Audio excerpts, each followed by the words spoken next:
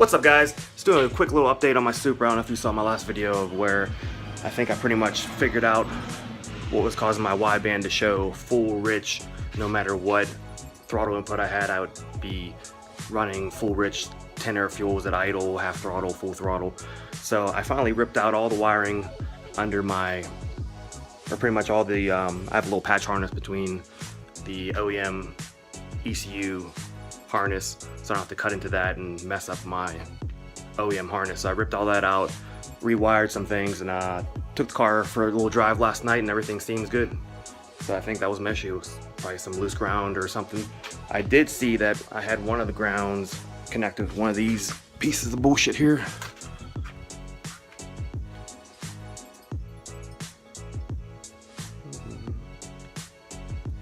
So I took this out and just wired everything directly to the wire, so that might have been the issue too. And the other issue I was having was when I let off the throttle, it wouldn't cut the injector, so it'd still be dumping fuel into the engine. So if you let off the throttle, it would be showing like full, almost full rich now, because the car wouldn't realize that your foot is not on the accelerator. The problem with that was I took off the OEM intake and throttle body and put the polished one on. That is aftermarket, or it's not aftermarket, but it's a polished OEM intake manifold. And when I swapped it over, I had to swap my sensors onto this one, and then I never recalibrated the throttle position sensor. And since I'm running a higher idle due to the aftermarket twin disc clutch, I don't know if you've ever heard a V160 with an aftermarket clutch on it, and it rattles like crazy. I probably have a video I can probably slide in right here just so you can see.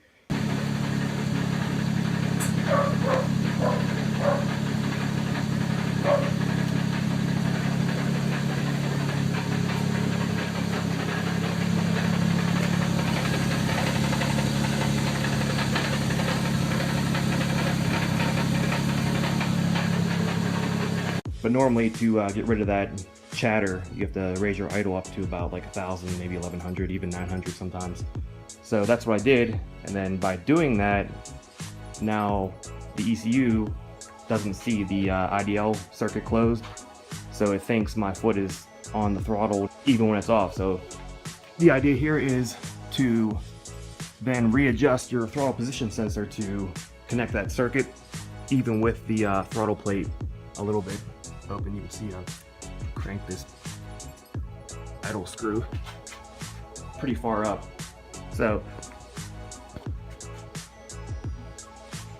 and I'll probably throw up a full little walkthrough on how to do that, because looking through the Supra forums, everybody acted like it was such a pain to do. Like, oh, don't raise your idle up because you have to recalibrate your throttle position sensor, and really it wasn't that bad at all. So that kind of deterred me from doing it before, but after I've done this one time, it's not a big deal at all. So, but really the main thing you're gonna need is some kind of multimeter so you can check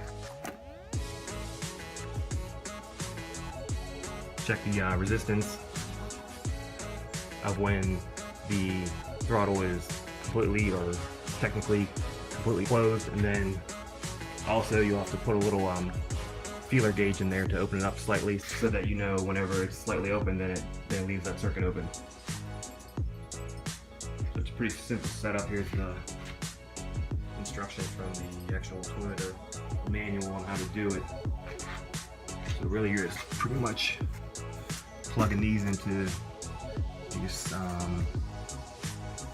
E2 and then the IDL pins. And really if you use these little pretty much stripped 2 wires and then connect them to my multimeter, and then jam these into the actual sensor and then plugged it in, and that seemed to work pretty good. Because if you have alligator clips, it's almost, I don't know how you'd see where you're going to put them, because this sensor's kind of like facing down, so it's hard to see what you're doing. So I found if you can just twist these tight, jam these into the pins, and you can see how frayed and crazy these wires got, because when you then install the plug back into that sensor, it gets all smashed in there. But it seemed to work pretty good. But other than that, the car seems to be running really well now. which only took me pretty much all summer to diagnose and then fix, but at least now the weather's starting to get a little cooler, so it should be good boost weather. The turbo, as you can tell, it's not ball bearing, which personally is kind of overrated. But yeah, the one thing is I don't know what my problem is, but batteries seem to be the main headache of this car. This is the old battery that used to not work, but it will hold a semi-charge to get the car started, because my new battery ended up leaving the dome light on, so it died, and I don't know if it's too dead and I can't recharge it with a battery tender because it just won't charge it up, so I'm gonna have to take that to one of the auto parts store and have them try to charge it up. If you're not familiar, I used to have a E46 M3 that I ended up hitting a deer and totaling it, and so I actually took off the OEM black, or I had the OEM style 67 19-inch wheels on there that I powder coat black. So I ended up pulling those off before insurance took the car from me.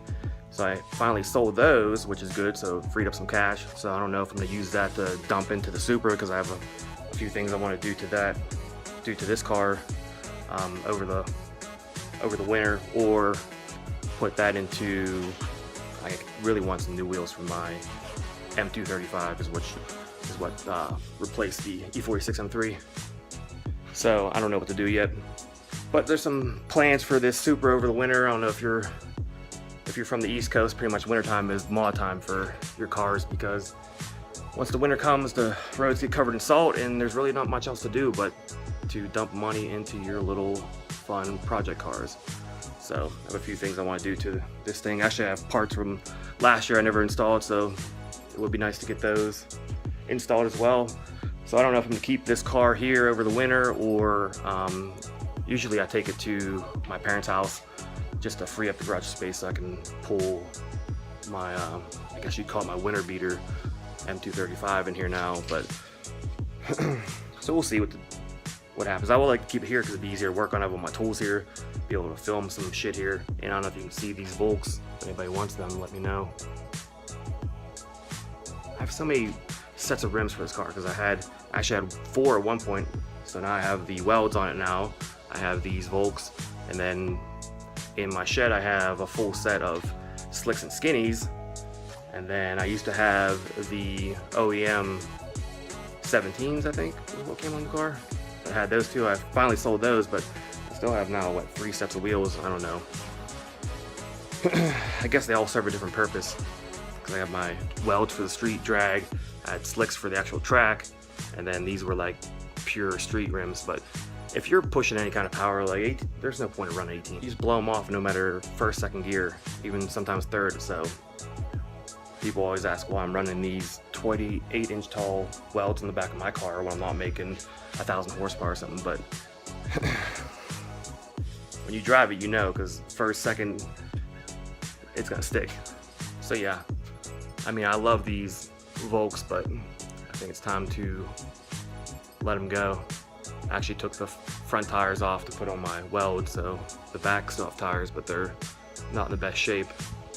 And actually I might do a video of showing the difference in traction between, I might pull my welds off and then do a good 1 to 2 to 3 pull, and then do one with the Volk 18s just to show how much less wheel spin you get with an actual real tire in the back. Yeah, you might not be able to turn very well, but if you're building a car for horsepower, like, you shouldn't be, that should be at the least of your concerns. Like, you don't build a car with high horsepower to go around turns. That's just, it's not what you do, so. But I still have the wife's Mini I need to do something with. It's getting depressing, the wheels are getting flat. It's just been sitting here. I wanted to get it fixed before winter was over, but like all things, life gets busy and just can't get to it. I mean, I still have parts for my goddamn Supra that I haven't put on for over a year, so. And I do everything I can to actually work on this thing, but. All right, I appreciate you stopping through and checking out my video, but I think it's gonna be it for this one. I'll catch you on the next one.